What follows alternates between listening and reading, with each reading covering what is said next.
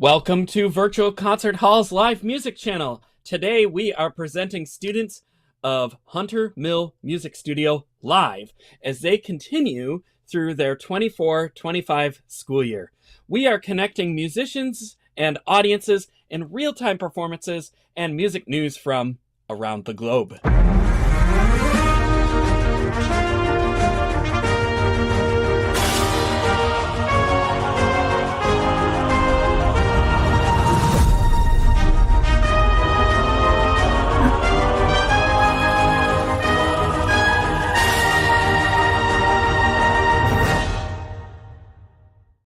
Yes, and today we are here with the Hunter Mill Music Studio, and they'll be performing concertos from various periods.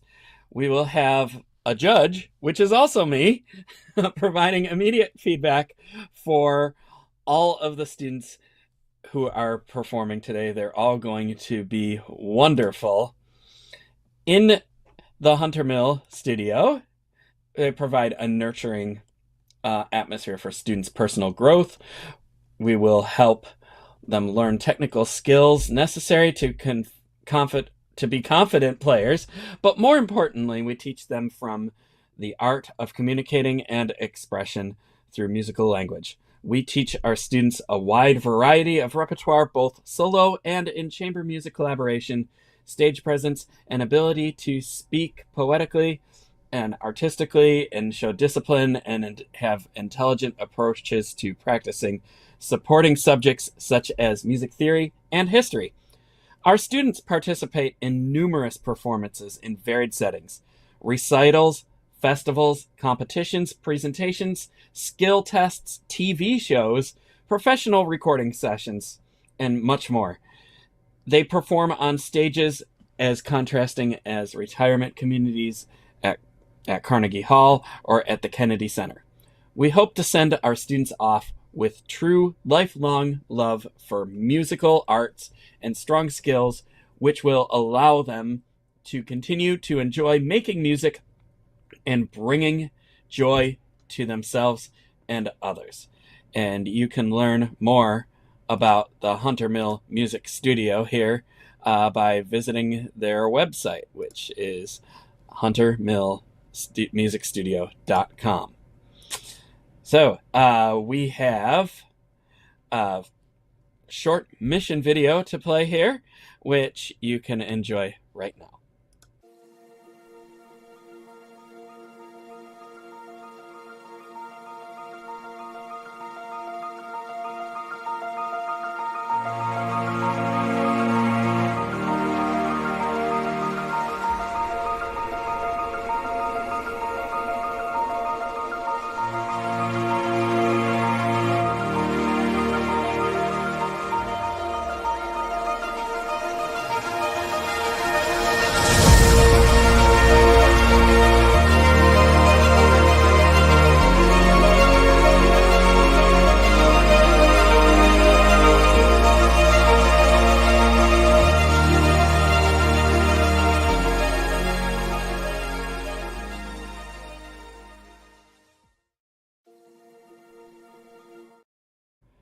Such a great video there, and nothing sums it up better than that. I would like to just mention before we start this musical greatness that we're streaming on all major platforms, and if you're watching, leave a comment and we can put it up on the screen. Just leave a little compliment for the performers and they'll be able to see that there. We'll get that up on the screen, and if there's a question, we can try to answer it. This is very interactive here, so don't be shy. Like, subscribe, ring the bell on YouTube, and watch on all the other platforms as well, and let us know that you're out there. Say hello. With that, I think it's time. Yep, we're ready here. We're going to begin with the first performer. Our first performer today is Lucia Tang, and she'll be performing Mendelssohn's Concerto in D minor, the first movement. Lucia, welcome to the stage. Break a leg.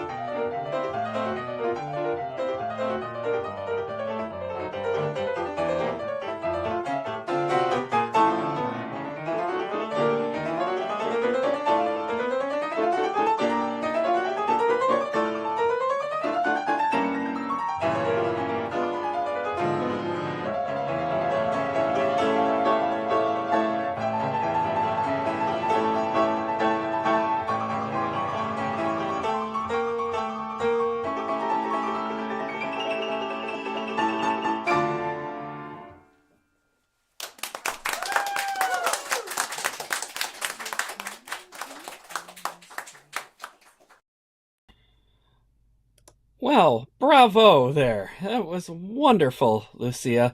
Congratulations. And yeah, I have an unfair advantage here because I've heard you play this so many times over the last month. And I do have to say that every time you have played it in front of me, it has improved exponentially. So, congratulations to you. I did notice one general thing which I will share with you, and you can go back and watch it later. Before the second last tutti, maybe like a minute before or so, that you have all these arpeggios that go down, these cascading arpeggios, and I noticed there more so than the rest of the piece that your fingers are just starting to come out of the keys a little bit. You don't have your fingers fully set on the keys ready to go. You're setting the fingers as you're playing the note, and that is just something that the fight that we all fight and try to get better with, but that's just something that can easily start happening, especially as you're getting comfortable with a piece that you've played so many times. You need to go back and just really treat this piece as if it were a brand new piece and work on it slow with and reinforce all the technical motions that you and your teacher have worked on, and then start working it up from there. And it'll come back all the stronger. But I think that when you get comfortable, we just kind of take it for granted that we know it, and the fingers like to think that they know what they're doing all the time, but they really don't. They don't have a mind of their own.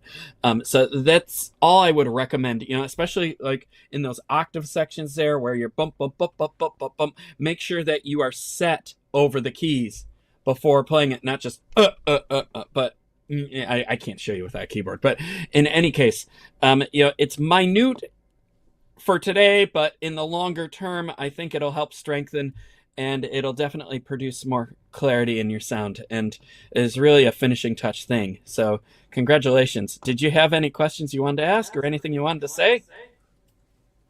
No, I just want to say thank you for the comments and taking time to listen to me today. Oh, I can barely hear you.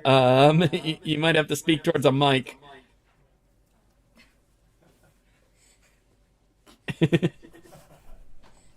Thanks for the comments and taking time to listen to me today.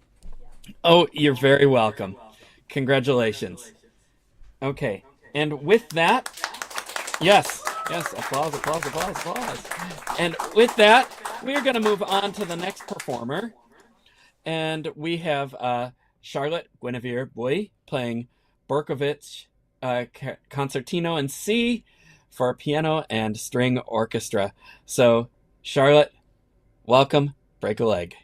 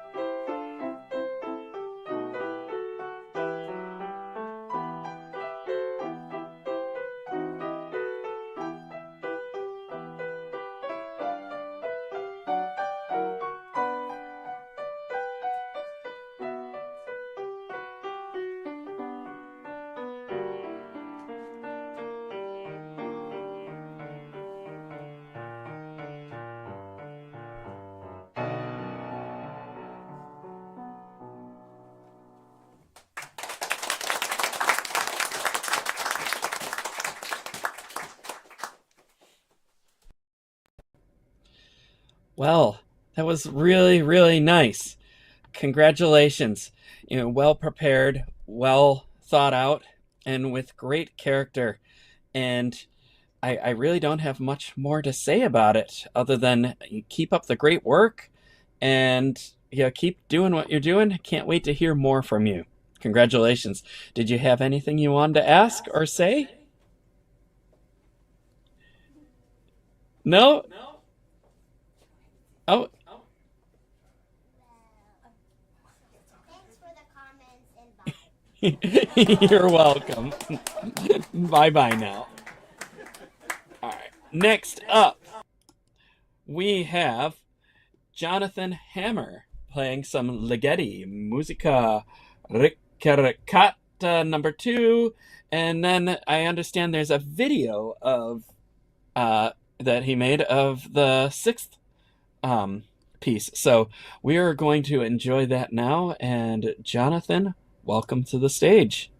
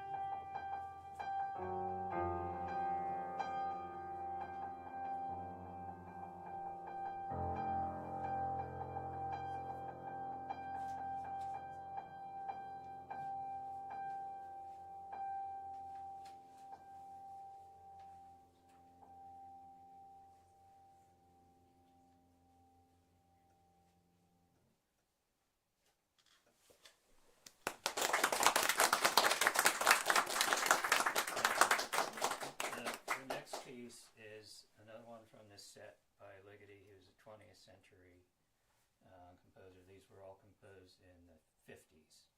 And each piece has a certain number of notes. So he wrote 11 pieces. The first piece, number 1, has 2 notes and goes up through 11, which has the entire chromatic scale. So that piece was number 2, so it had 3 notes. The next piece, I made a video. I liked the cadence of a sandpiper that I saw at the beach, that I felt like it went well with the number 6. So hopefully the video, I don't know, is the video going to show up? Okay. So there's a video with it that I made. The video is my video work, and the music is my piano, and I put them together and made this video. So.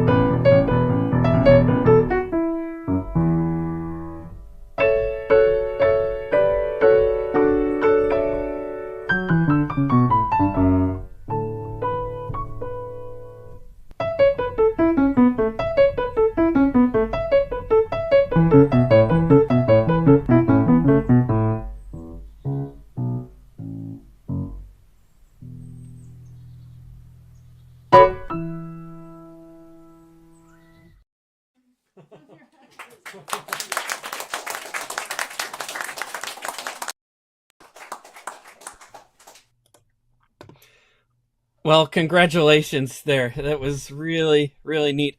And we don't get to hear much Ligeti.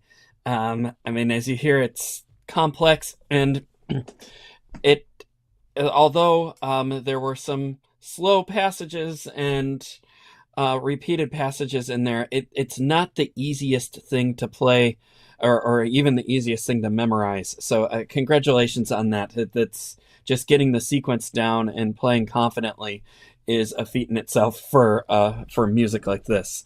And it was a wonderful presentation. I really enjoyed the video. I mean, it's just neat seeing the bird around the beach and all that, and it's very creative, and I really appreciate that. One thing that I would comment on generally is just making sure that your hands are playing everything together, particularly in that last piece. A couple times I just got a little off, and what you really want to do is just make sure, it's tedious sometimes, but that you're just doing every note together with full arm and wrist motion and technique and all the stuff that you've worked on that part of the lessons, just reincorporating that. If there was just one thing I could say, it would be that. And actually that is the biggest thing. So, it's well prepared. We'd just kind of tighten up all the loose ends there and move forward. But I really look forward to hearing more from you in the future, and congratulations. Is there any questions you wanted to ask or anything you want to say? Very much. I appreciate it. Appreciate the feedback. Thank you. You're very welcome. Congratulations. Okay. Next up is Kaiden Griggs, and he'll be playing the Saint-Saens Concerto No. 2, the entire thing. Wow. All right. Wonderful. Well, we are in for a Saint-Saens treat here. Kaiden, welcome to the stage.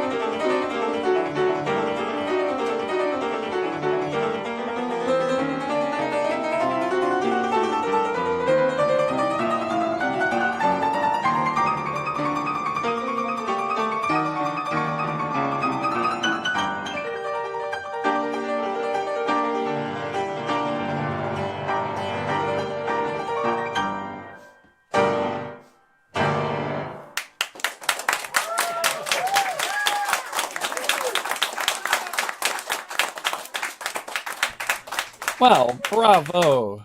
Bravo. It's such a pleasure to hear you play that.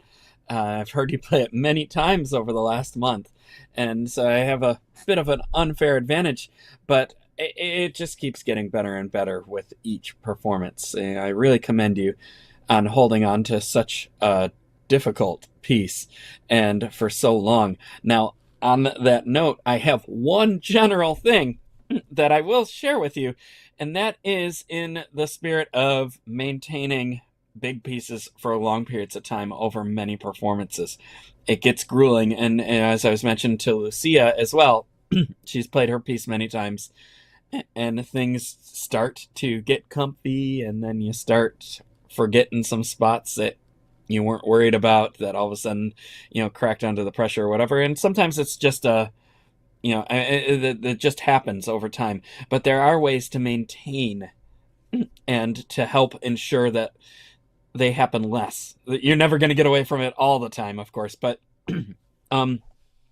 memory is our worst enemy sometimes. Yeah, and there was that small little slip there where you had all those trills going, and I have to say, you pulled it back together without stopping better than could have been expected, which does show that you know it really, really well. But it's one of those things, too, where it just keeps moving to a different key, and one wrong finger, not one wrong note, but one wrong finger can send you off on a path of wrong notes or into a different sequence, and you don't realize it until after it happened. And I'm sure that's what happened here today, but you found your way back, which is even harder to do than without stopping. So congratulations. But one thing I would challenge you to do to test your memory, you'll need to do this with the score at first and a metronome. Put the metronome, I'm not kidding, put the metronome on 40 and go to that section where and on the tick, play that little motive, but then stop. Wait 2 ticks of 40, then play the next one with the correct hand and the right notes.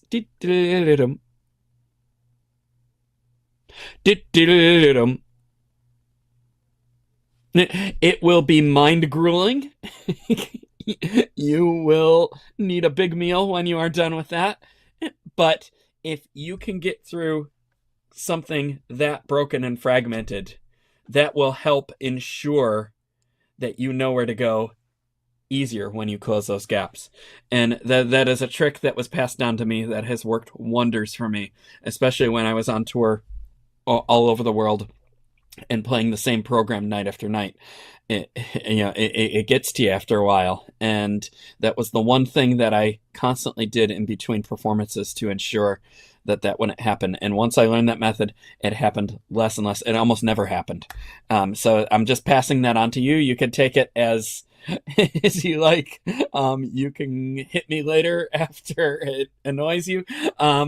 You can do all the above, but it's just in the spirit of maintaining pieces that you're going to play over and over again, and trying to relearn it as if it were a new piece again. You're really doing an extraordinary job here, and I really don't have anything else to say other than that. So congratulations. Did you have anything you wanted to ask or add? I just like to say thank you for listening to my piece 5 times now and giving me fresh comments. Has it been 5 times? Yeah, this is the 5th. Wow. Oh my gosh. Wow. Well, it keeps getting better and better each time, and it never gets boring. Congratulations.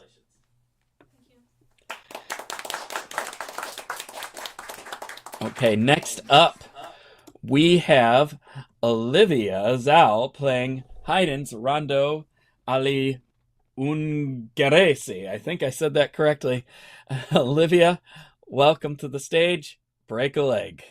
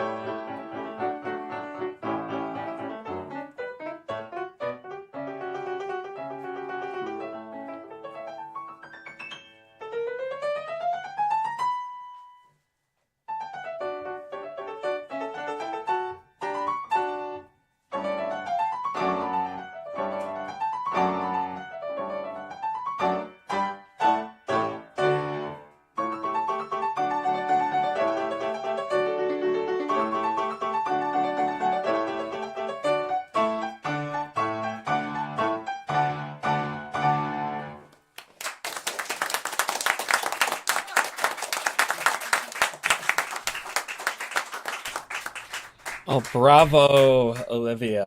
That was just wonderful. Congratulations.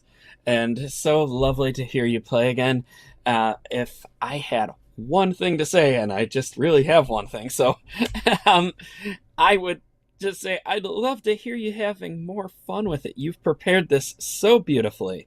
You got all the notes and the rhythms down well, and there just needs to be an array of dynamic contrast throughout the whole piece. The whole opening, it sounds great, but then when you get to other themes like da da da dee, I just want to hear some more shaping throughout that, and it's in a different key, a different character, a different life. It's just things like that throughout the whole piece. What does this theme here represent? What is the opening theme? What does the B theme represent? And you can label them as characters or have little storylines to them. That helps me a lot too. But I think once you have that in mind, and it could be the biggest extreme, there's really no wrong answers. Maybe a few wrong answers that you could come up with, but either way, pick something and then play it that way and see if it works. And then if it doesn't, pick something else. And how does the whole story fit together? And that's, I think, what we were missing throughout this. The playing is great. Just more character, more life. Show that you're having fun with it. And show us how much you enjoy to play, because I know that you enjoy to play. Congratulations. Did you have any questions you wanted to ask? No, thank you for the feedback. Oh, I can't hear you. I'm sorry. Thank you for the feedback. Oh, you're very welcome. It's lovely to hear you again. Congratulations. All right, and with that, next up we have Harry Chen playing Beethoven Concerto No. 1, the third movement. Harry, welcome to the stage.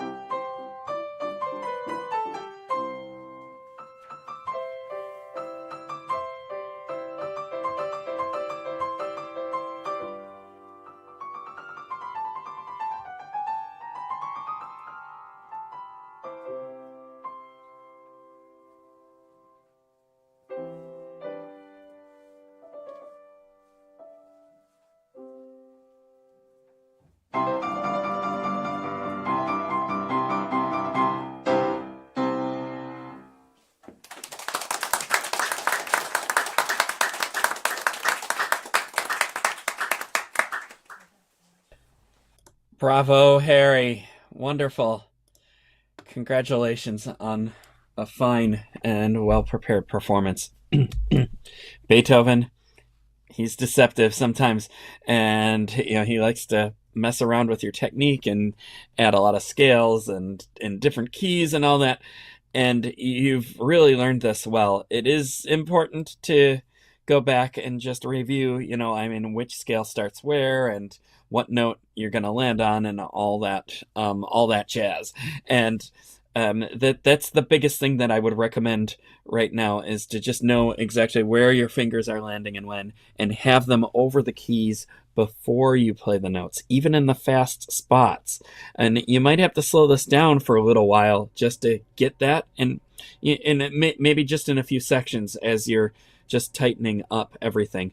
You've really learned it well. But again, fingers, it's my biggest thing. I'm the finger harper, and I'm the left hand harper on as far as technique and preparation goes. And you really have to condition the fingers in a much more detailed way than you condition the memory or your hearing sense and all that. It's really just the one component of us that becomes our worst enemy, because it just doesn't do. The fingers don't do what the brain is always telling them to do. So I would go back to some of those spots where the memory was a little iffy and just work it out slow, but also make sure that you are over each key before you play it and in time without adding time. That's difficult. But you've prepared it so well, and you have great spirit to the way that you're playing. And, there's wonderful phrasing going on in here. It's just a matter of landing in the right place at the right time, which I think that you could probably have straightened out after just a couple of practice sessions. It's really going to be wonderful, and I look forward to hearing more from you on this at some point. Did you have any questions you'd like to ask? Just thank you for listening. You're very welcome. Congratulations. Okie dokie. Next up is... who do we have next here in the list? Jack Nossaman. And he will be performing Kabalevsky Piano Concerto No. 4, the Prague Concerto, the first and second movements. Jack, welcome, and break a leg.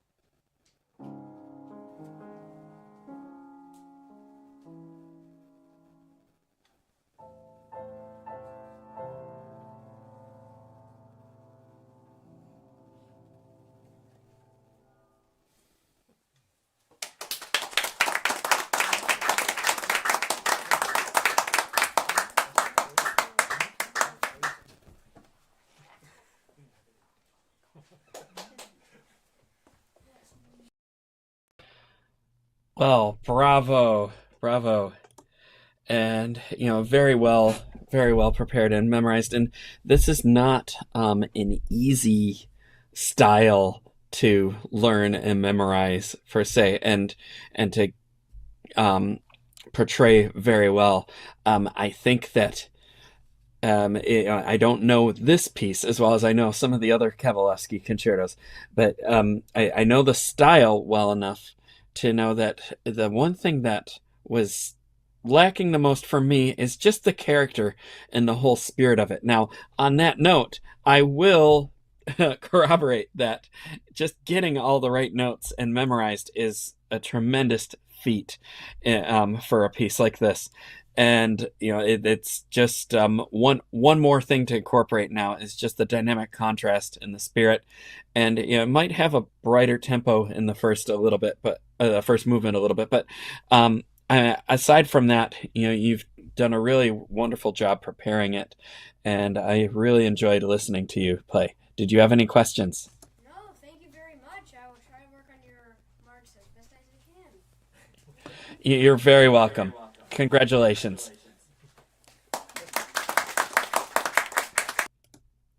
Okay, and next up, who do we have next here? We have Joel Chen. And Joel will be performing Bach's Prelude and Fugue No. 10 in E minor. Joel, welcome to the stage, and break a leg.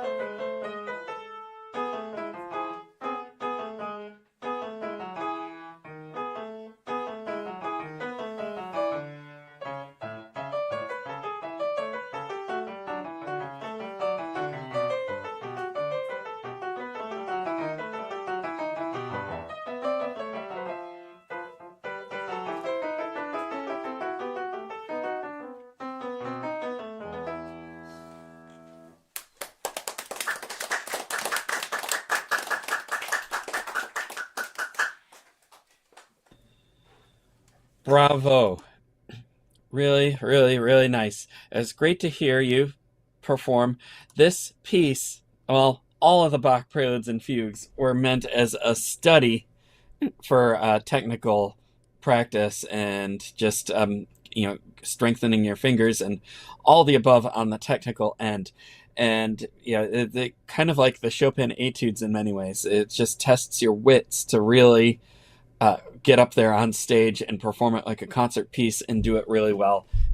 And they can just be so treacherous on the memory there. And no worries on that end. I mean, you're obviously near the beginning stages of learning this, and memory is an issue. I can tell you a story about a prelude and fugue that I played for 20 years, and then after 20 years got up on stage and somehow screwed up the fugue to a point where I had to do some keyboard heroics to find my way back. It was quite interesting, and these pieces just like to play tricks on your minds there. The more familiar you get with them and with the style, the less it happens, except for once in a while. But what I would recommend here, particularly with the fugue, is to go back and really know where your subject entrances are and what keys they come in and what hands you're playing them in, even if it's across two hands, and just setting that stage as far as your fingers and your wrists and arms are concerned, and really just start each subject entrance. Don't play any of the accompanimental stuff, and then go on to the next one, and then the next one, and then fill in the gaps later. And you're going to have to do that slowly once you start filling in the gaps. You might have to put the metronome on for the 8th note or the 16th note for just a little bit, but just to get everything tied together, because you want to make sure that you can connect one beat to the next. And where you know how it goes, again, it comes down to the finger training, really. The fingers just like to think they know what they're doing. They like to think they have a mind of their own, but they don't. And they don't listen. They're stubborn. They think they know everything, and they don't. But that's just one of the disciplines that we have to struggle with and work with every day as pianists, is getting the fingers to know the path so that they can actually feel like they really do know everything, and they do know everything. If that doesn't make sense, maybe I can find another way to explain it. But another thing to work with within the fingers slowly is really getting to the bottom of each key. And you might, the metronome will help you with that too, but doom, bum, bum, bum, bum, bum, really making sure that you're getting to the bottom of each key and connecting one finger to the next. And I think that's something that you could probably fix in a few practice sessions, maybe one more lesson, and you'd be in a completely different place with this, and it would sound like a different piece. It would sound like a different pianist, just from a few extra hours of work doing that. So I would challenge you to do that. And you have a lovely grip on this. It was a lovely presentation, and I look forward to hearing more from you soon. Do you have any questions? No, I am in awe at your ability to give meaningful feedback despite my pitiful performance. Oh, it wasn't pitiful. Don't go that far. Thank you so much for today. You're very welcome. And keep up the good work. Congratulations. Okay. Next up is Kate Lee.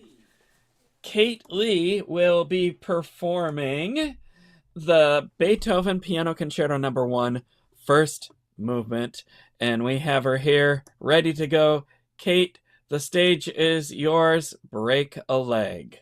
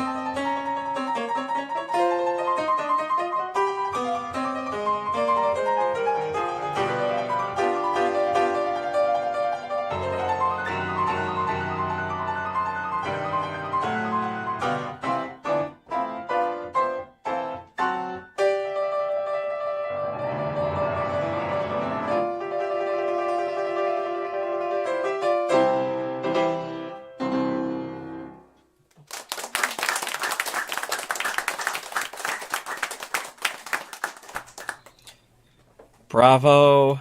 Bravo. So great to hear you again, Kate. And I think I've heard this at least 5 or 6 times in the last month as well, and it just keeps getting better and better.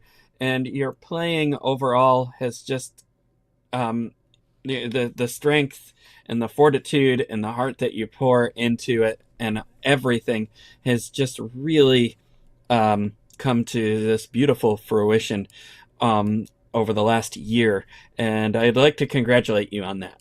Is really not so much a job well done, but just a sign of some great musical maturity there that you should be celebrating. So congratulations.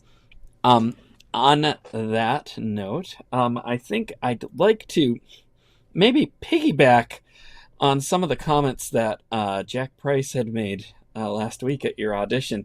He had mentioned that you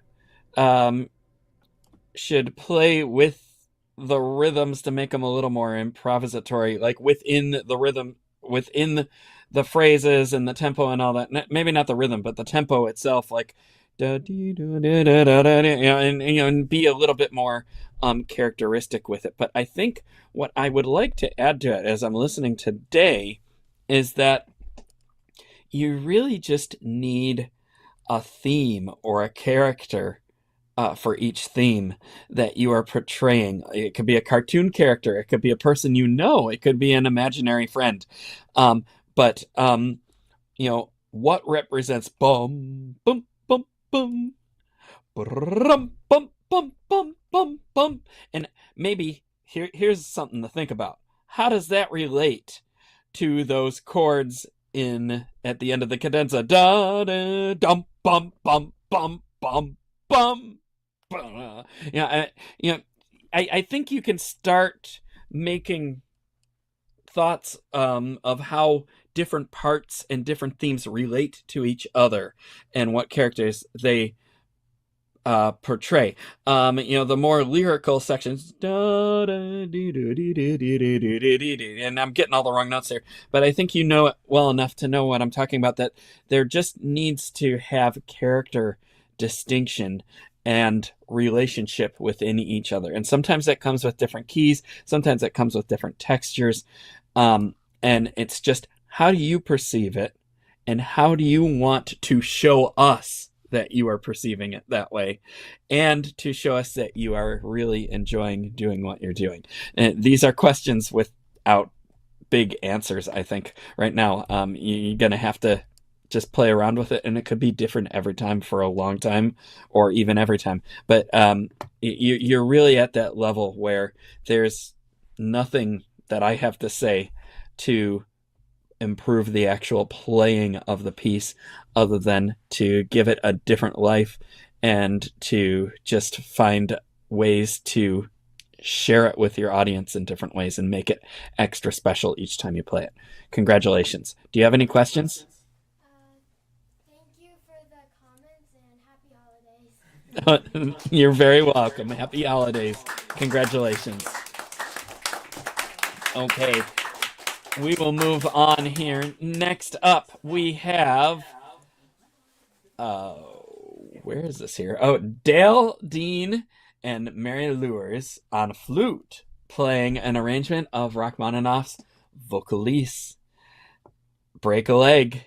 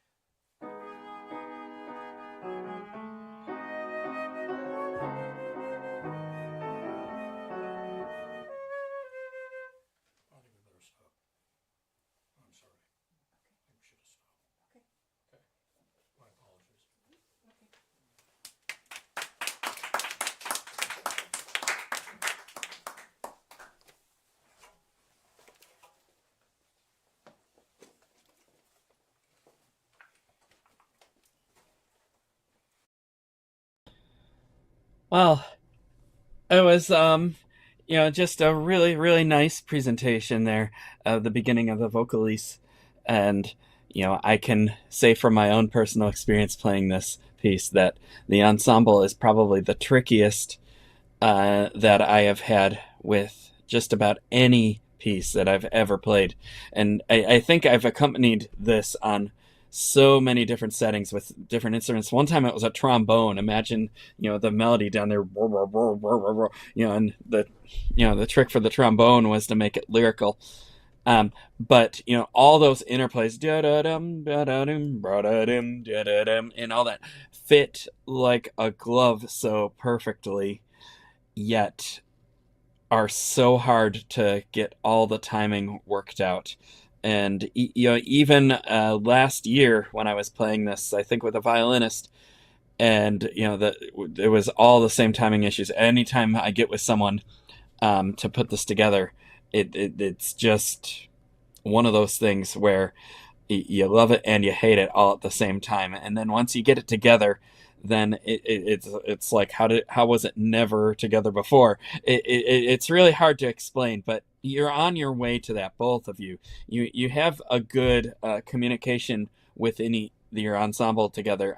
It needs a little bit more, but what really does help is to know each other's part inside and out too. With a piece like this, it's just it is essential to do what I recommend to anyone who plays a piece like this. Usually the instrumental soloist, because they're not reading off of the full score, but I recommend that you take the full score, and in this case find a recording that you really like and only listen to it a couple of times. I'm going to emphasize that because all of your teachers say don't mimic the recordings. Well, I think in this case it's appropriate to do so. Follow the score, both parts, while listening to one of your favorite recordings of it, and just take note about how each line connects to it. Each motive connects to each other within the instruments, and even within both hands of the piano in this case, because there's like 4 separate voices going on here.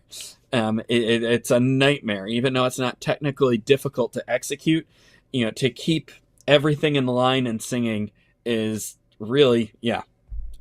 But take it from a few people that have already worked this out well enough and had the courage to record it, and follow along and just listen and watch, and then go back to your rehearsal and just listen for that within each other. And I think that will make the world of difference. And usually when I mention that to people, they come back 2 or 3 days later, and it's so much easier. So that's what I would recommend in the interim. And then bring it back here for us to hear the rest of, because I'm sure you're going to do extraordinary work. Did you have any questions you wanted to ask? Thank you very much for your feedback. You're very welcome.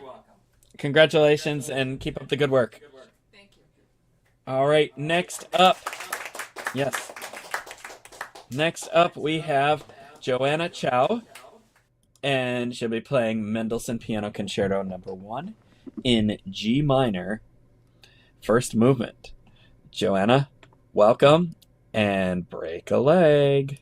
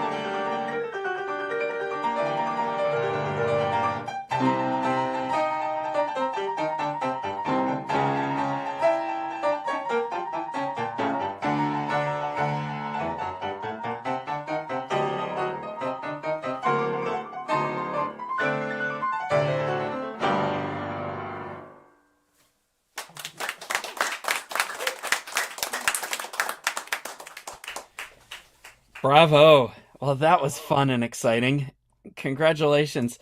And I think this is maybe the second or third time I've heard you play that. You played this at the Cole Orchestra auditions last week. I can't remember if it was once or twice, but I do remember hearing you play and how well presented it was and how much stronger it is now. Congratulations on that. I think I only have one thing that I would share with you, and it kind of goes with what I've been saying with some of the other people, is just character.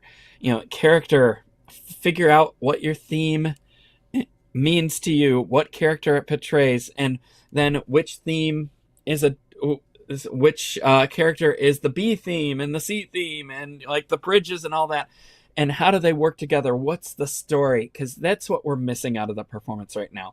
I could say I could use more dynamic contrast and more phrase shaping and really think about your dynamics and how that comes across and look at the page. I could say all of that, and actually I am going to recommend that you do that, but I think that it can easily be done through character portrayal, because let's face it, the dynamics are supposed to make it fun, so why not just go straight to the fun part and find the characters and then make sure that it matches what Mendelssohn wrote, of course, with the dynamics and all that, or if it doesn't, have a good reason why it doesn't and make it work and own it, because you're at that place with your playing where you can start exploring some of that. I'd just love to hear what you come up with next time.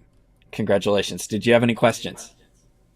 Thank you for your feedback. Oh, you're very welcome. Congrats. All right, next up we have Abby Nossaman playing the second piano concerto by Shostakovich, first movement. Abby, best wishes to you, and break a leg.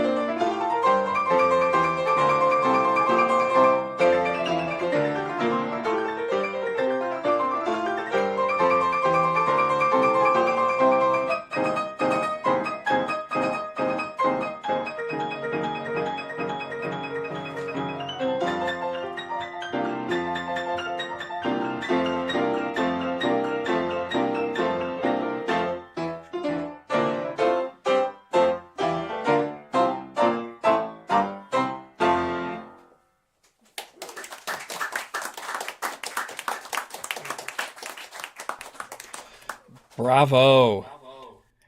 Really well done. And, very exciting. And, I can't help but just picture the modern Fantasia movie whenever I hear this movement. It's just fun. And thank you for bringing those memories back. There's really quite a bit of great work that you've done in here. And this is another one that likes to play tricks on the memories. It sounds easy. It looks easy. And it's actually easy to learn, but hard to perform. It's just very deceptive in just the way that the orchestration fits with rhythmically with the melodies. And that's always a challenge when putting it together. And it's always a test of the wits and courage on the stage as well. So it's something that you will get used to as you do this piece more and the style more. But it's and then in many ways too, this is, I think, the perfect Shostakovich starter concerto. So I'm assuming this is your first Shostakovich, but this is the best way to get familiar with his style and all of his crazy quirks. So congrats for you on that. One thing in general is that I would love to see you just staying into the keys a little bit more. There's a lot of playing where you're just on the surface, where you press the keys down and you come back up, and you're not really clawing into it. Clawing is the wrong word, but I think that it also might have something to do with your stiff elbows. Now, this is a piece where the arm has to be able to balance around no matter how deep into the keys you're in. And my green screen isn't really letting me show that here. But you need to, I have these fingers feel like they're kind of like little buoys in the water, where like the bottom can't move unless you move it to another key, which then just gives it another center. Now, you can't just play into it like that. You have to be able to have the wrist flexibility. And then for this piece with all those octave repeated, you have to be able to, be able to move forward with it. And that comes from within the elbow being freer. And it's a hard balancing act.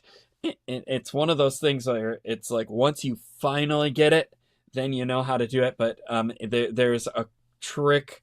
There is a complexity of the choreography of it all that just makes it difficult. And that's the real technical difficulty with this piece. But I think that once you get on top of that, you'll feel more confident about playing it a little bit faster as well. But this is not a thing that will turn over in a couple of days. Unfortunately, I've been saying that with a few other people, but like this is a technique that has to develop a little bit over time. And I think that within a couple of days, it could definitely be in a much stronger and confident place. But this is really a technique that you'll just work on for the rest of your life as a pianist, including myself. I'm still working on it myself, and I probably have about 40 years on you. So, just saying, it's the fight that we fight, and you are on the right path with this. You've learned it very well. You have a great character presentation in it, and I look forward to just hearing what you're going to bring next to it. Congratulations. Do you have any questions you want to ask? No, but thank you so much for your feedback. You're very welcome. Keep up the good work. Thank you. Alrighty, next we have Lia Gonyea playing Haydn's Piano Concerto in D major, the third movement. So, Lia, break a leg.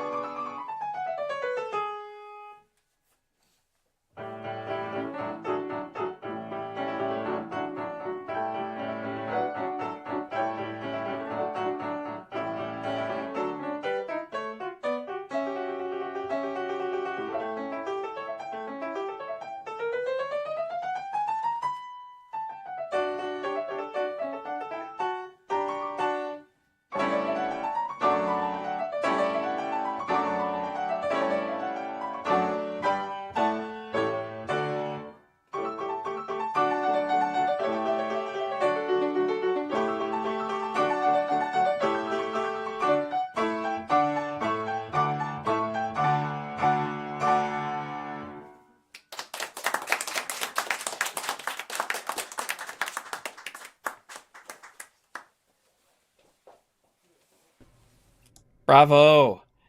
Congratulations. You know, this is always a fun concerto to play, and it does have its quirks where, you know, you want something to be in one key, and then all of a sudden it's not, and then it's in another key. And, you know, that's just the trick of memorizing big pieces, is where does it go next, and how does it go next, and what does it sound like? And you're very close to that. I can tell you know this piece well in its own fragments. It's just about getting it connected better. Now, one thing I noticed right away that I will pass on to you is when you get up on stage, it is easy to get caught up in the nerves before you start playing.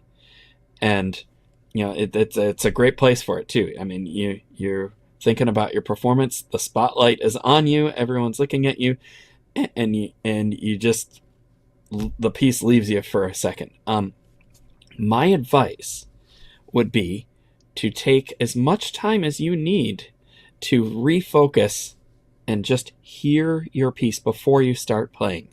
You know, even if it takes a minute, you know, just hear at least the opening phrase in tempo in your mind a couple of times, and then take a few deep breaths and just relax. And remember why you enjoy playing this, and then show us why. And I think if you do that just to get started, the rest of it is there. Because if you start right away without thinking, then you just you risk setting yourself up for a snowball effect. And I'm not saying that that's what happened just now. You know, there could be many reasons for that. We will never know all of them.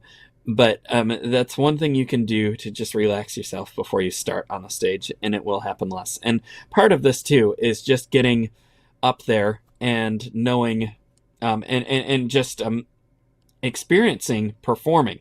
We practice all the time. We take lessons all the time, but we don't practice performing nearly enough. And there is something to be said about doing that. And that's what these recitals are good for. I mean, this was not a test. This is not a competition. This is practice for the big game.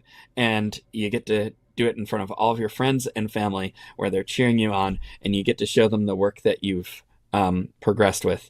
And, you know, that's a tremendous thing that you did today.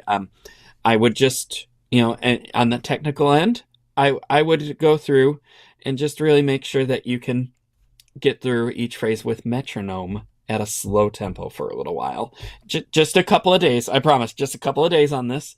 You know, each phrase, slow to fast, work it back up again, and then go through and just figure out, you know, what key changes are happening when with each melody, and what arpeggiations you have, and all that other stuff, which I think will come into better focus once you've done the slow work. But, you know, this is really a wonderful start that you have on this piece, and it's on its way. And I look forward to hearing more of it later on after you've worked on it a little bit more. Do you have any questions you'd like to ask? No, thank you for your feedback. You're very welcome. Congratulations.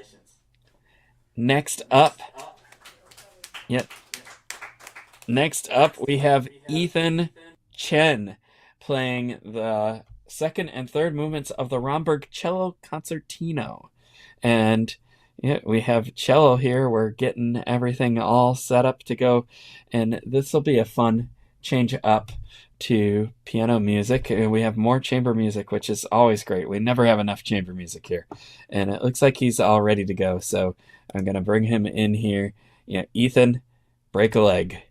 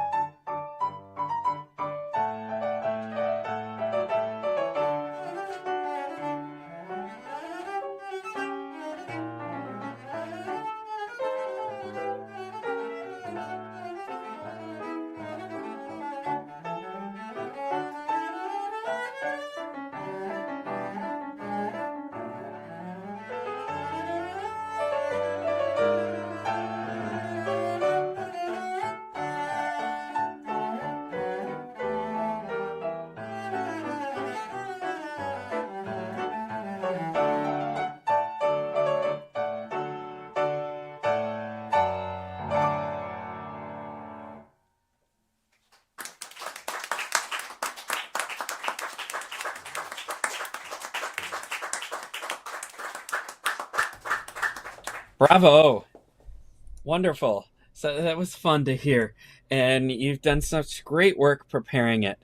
And I have just one thing to say about it in general is that, it just needs to have more life to the phrases and more character. Again, you play with such great articulation and great tone, and we just need to hear more about how you love the piece and how you love the play. And that was the only thing lacking from this performance. And you had a great collaboration there with your pianist, and everything's just so well worked out technically. Now it's just time to have fun and enjoy. Congratulations. Did you have any questions? No, thank you for your feedback. You're welcome. Congratulations. Okay, we are coming to the end here, and we have one more performer, and that is Marcela Gonyea playing the third movement of Saint-Saens G minor piano concerto. So, Marcela, best break a leg, and welcome to the stage.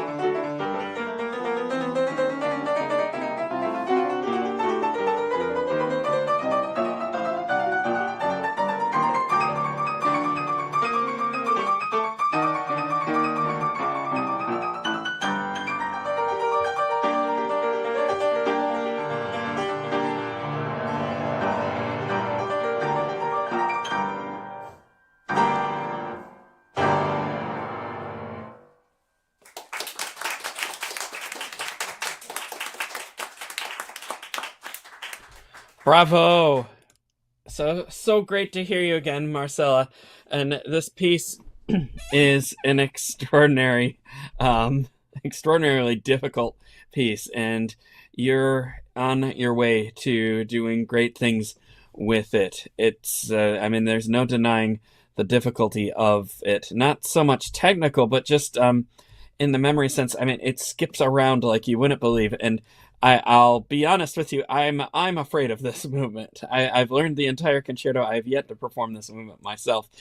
So you already have a big leg up on me there, where you were able to get over your courage, your fears of playing it, and you were very courageous. So congratulations to you on there. Very much like any other piece. Sometimes when you're going from one phrase relationship to another, even within phrases where it just jumps around switching hands and keys, you really have to know exactly where you're landing and when, and just how it connects. And this piece is brutal, especially in that section where it's like all the two-beat sub-phrases and trills, and it's just jumping around, and just one wrong note and you're in the wrong town, and it's like your hometown has just vanished. But you did find your way back without stopping, and that's should not go unrewarded, because that's a tremendous feat in itself as well. It shows that you know the piece well enough that if you just get off a little bit, you're going to find your way back. But there's still quite a bit of work to do and on the memory side of it, and that is really just picking each little phrase apart, putting time in between it, and being able to know what phrase comes next. And you can use your score to do that as well, but just play a sub-phrase and stop and wait, and then go to the next one and stop and wait. And your brain is going to quickly learn which key goes where, but you're going to have to do that over and over a few times. When you close the gap, you're just going to be like butter, and it's going to be so much easier. And I think that's the best I can offer you there, for bringing up the memory aspect of this piece. Right? It's on its way, and I look forward to hearing what you do with it in the future, because it's going to be wonderful. Did you have any questions? I did not. Thank you for the feedback. Nice to see you again. You're very welcome. Congratulations. And before we end this wonderful evening of concertos, I would just like to take a moment to recognize the mastermind of teaching and collaborative piano behind this, Anna Auspenskyaya, who just outdoes herself teaching these students and accompanying 12 concerti. Congratulations, Anna. And congratulations to all of your students for the fine work, and all of the parents who have supported that. And it looks like, are we going to get a group shot here? Yeah, a group bow, group shot. Congratulations to everybody. And with that, a happy recital, happy holidays, and happy music. All right. So we are at the end of the broadcast here, and I'd just like to take a moment here to thank our wonderful team behind the broadcast. We could not do what we're doing without the team. And we have just great team, mostly all pianists too, doing great things here. We're streaming on all platforms here. I'm sure that you've seen the comments that came through. Thank you for those who participated. This is always open for you to chime in and say something great about the performers or ask a question. We encourage that. So thank you all for tuning in today. My name is James Welch, and we've been here with the Hunter Mill Music Studio recital, the students of Anna Auspenskyaya, and it's been a lovely evening. Have a wonderful night.